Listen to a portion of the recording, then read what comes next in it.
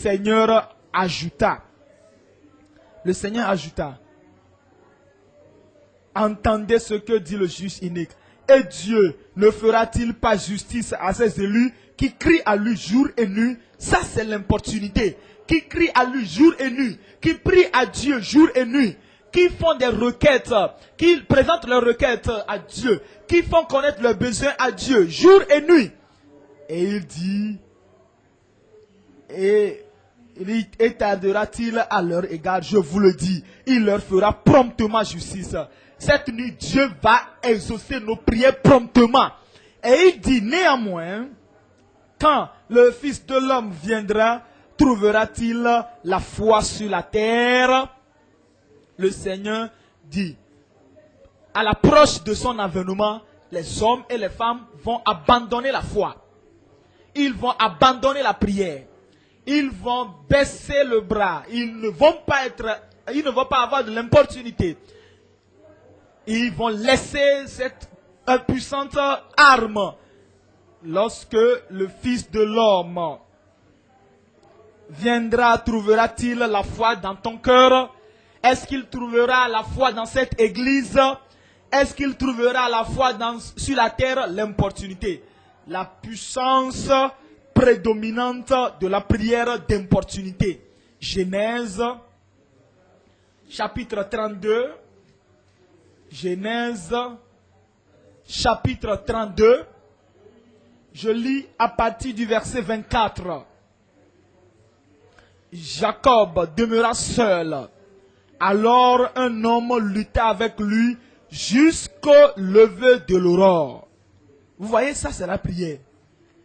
Faire présenter des demandes toute la nuit jusqu'au lever de l'aurore. Voyant qu'il ne pouvait le vaincre, cet homme le frappa à l'emboîture de la hanche. Et l'emboîture de la hanche de Jacob se démit pendant qu'il luttait avec lui. Il dit, laisse-moi aller, car l'aurore se lève. Et Jacob répondit, je ne te laisserai point aller, que tu ne m'aies béni. Jacob avait un problème qui perdurait pendant 20 ans avec Esaü. Et Esaü cherchait à mettre fin à sa vie. Et il n'y avait nulle part où Jacob pouvait aller se cacher, que ce soit à gauche ni à droite. Et il n'y avait pas d'amis, il n'y avait pas de membres de famille pour plaider avec Esaü. Il n'y avait pas de père, il n'y avait pas de mère, pour plaider avec Esaü afin qu'il puisse oublier le problème. Et il avait seulement l'animosité, la haine. Et dans le cœur de Esaü, il n'y avait pas de faiseur de paix. Il n'y avait personne pour aider à résoudre le problème qui existait entre Esaü et Jacob. Et pendant que toutes les voies sont fermées, lorsque toutes les possibilités sont parties, nous avons toujours une possibilité. Nous avons une possibilité dans le ciel et c'est Dieu. Et Jacob s'est rendu compte de cela. Et à cause de cela, c'est la raison pour laquelle Jacob avait saisi ce grand privilège. Ce privilège de la prière d'importunité. Il avait prié. Il avait lutté avec cet envoyé du ciel. Et la Bible dit, et l'ange dit, laisse-moi aller. Assez, c'en est assez, car l'aurore se lève. Et Jacob lui répondit, je ne te laisserai point aller, que tu ne m'aies béni. Ça, c'est l'attitude que Dieu veut que tu aies cette nuit. Pas seulement cette nuit, au cours de cette retraite, mais pour tout le reste de ta vie, le Seigneur veut que tu continues par avoir cette attitude.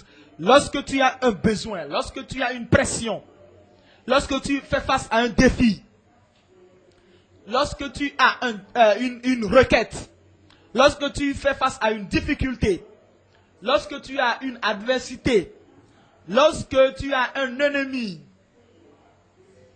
lorsque tu as un besoin spirituel dans ta vie qui est là depuis des années et tu vas à la prière Parce que tu sais qu'il n'y a pas d'aide qui va te prévenir d'un homme nulle part. De nulle part. Parce que tu sais cela et tu dis, je vais prier. Vous savez, tu sais qu'il y a un Dieu dans les cieux qui écoute les prières, qui peut ôter tout ce problème. Et tu viens tu demeures dans cette attitude. Tu perdures dans cette attitude. Ce même cœur, cette même disposition, cette même détermination, tu continues dans cela. Et tu dis, je ne te laisserai partir à moins que tu le changes. Tu changes Esaü. Tu changes moi aussi Jacob. Je ne te laisserai partir à moins que tu ne le convertisses. Je ne te laisserai partir que tu ne m'aies béni. Je ne te laisserai partir à moins que tu ne m'aies guéri. Je ne te laisserai partir à moins que tu m'aies délivré. Je ne te laisserai aller à moins que tu me sanctifies. Je ne te laisserai partir à moins que tu me fortifies. Je ne te laisserai partir à moins que tu ne m'aies baptisé, tu ne m'aies rempli de puissance, tu ne m'aies baptisé dans le Saint-Esprit. Je ne te laisserai aller à moins que tu ne m'aies exaucé, à moins que tu ne m'aies dirigé dans la voie droite. Je ne te laisserai aller à moins que tu ne m'aies renouvelé, tu ne me fasses revivre. Ça, c'est la prière d'importunité. Lorsque tu tiens ferme à l'autel et tu dis, je ne vais pas baisser le bras, je ne vais pas donner une chance à l'ennemi de remporter la victoire dans ce combat. Je vais continuer par prier, jusqu'à ce que la réponse vienne. La réponse va venir au nom de Jésus. Lorsque vous voyez ceci, il dit dans le verset 27, il lui dit, quel est ton nom? Et il répondit, Jacob. Et il dit encore, ton nom ne sera plus Jacob, mais tu seras appelé Israël. Car tu as lutté avec Dieu et avec des hommes, et tu as été vainqueur. Tu as la puissance, tu vins. Tu as la puissance et tu as la victoire. Cette prière prédominante, cette puissance prédominante de la prière d'importunité. Osée chapitre 12, Osée chapitre 12, Osée 12, versets 3 et 4. Et l'Éternel est aussi en contestation avec Juda. Et il punira Jacob pour sa conduite et il lui rendra selon ses œuvres. Il avait le pouvoir sur les anges. Il était parti faire une supplication à l'Éternel. Ça, c'est la prière. Il a fait des supplications à Dieu. Il a trouvé à Bethel et il a prié. Il a parlé avec nous. Il nous dit, dans le chapitre verset 4 au verset 5, il nous parle de la prière prédominante. Il nous parle de la puissance prédominante de la prière d'importunité. Il a fait, nous allons le faire. Je dis, nous allons le faire. Il a reçu la bénédiction. Nous allons recevoir la bénédiction au nom de Jésus. La puissance prédominante et la prière d'importunité. 3 points à considérer. Point numéro 1, le remettre. Le remettre. Point numéro 2, la promptitude. La promptitude. La promptitude. Le fait d'être prêt. Être prêt à prier. La promptitude. Et le point numéro 3, la récompense. Numéro 1, le remettre à travers une prière d'importunité qui ne ralentit pas. Le remède à travers une prière d'importunité qui ne ralentit pas. Point numéro 2, la promptitude pour faire une prière d'importunité qui ne choue pas. Le genre de prière qui ne choue jamais. Le genre de prière qui atteint toujours l'objectif. Le genre de prière qui a toujours la réponse.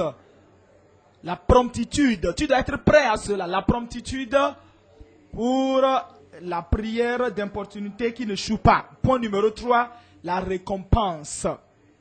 Pour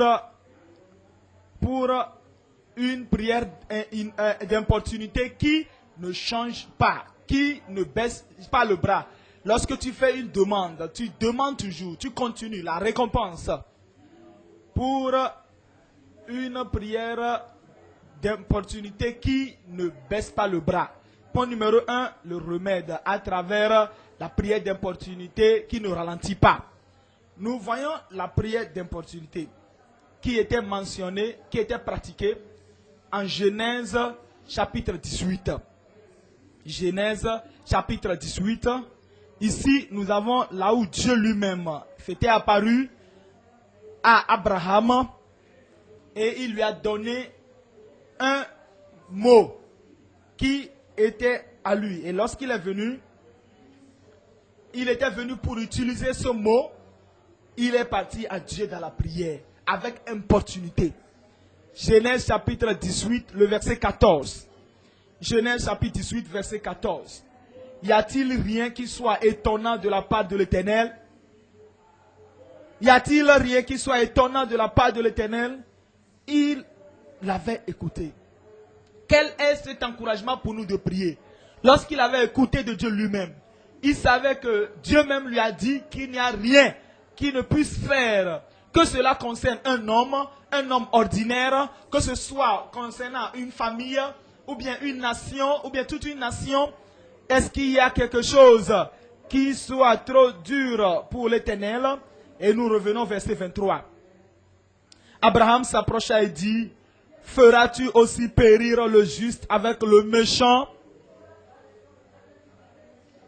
Peut-être y a-t-il 50 justes au milieu de la ville. Les feras-tu périr aussi? Et ne pardonneras-tu pas à la ville à cause des 50 justes qui sont au milieu d'elle? Vous voyez, Dieu a donné l'information à Abraham. Dieu lui a dit, Sodome est en train de se gâter. Et Sodome est rempli d'iniquité. Et lorsque j'ai vu le péché, maintenant la destruction va venir sur eux. Et leur coupe de méchanceté a débordé. Et Dieu a parlé à Abraham. Et Abraham a su que Dieu lui a dit que tout est possible de la part de Dieu. Il avait l'amour.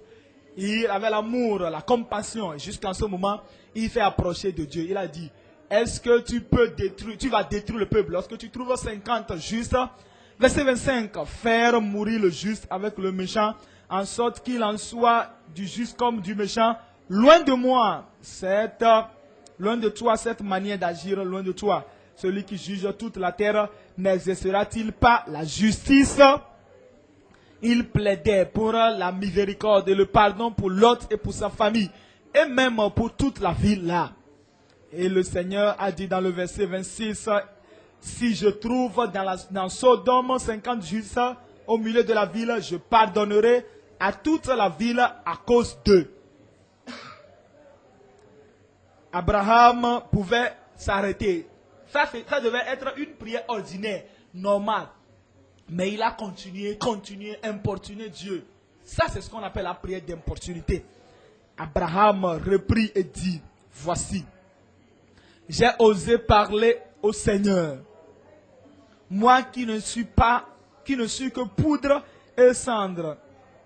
Peut-être des 50 justes en manquera-t-il 5. Pour 5 détruiras-tu toute la ville.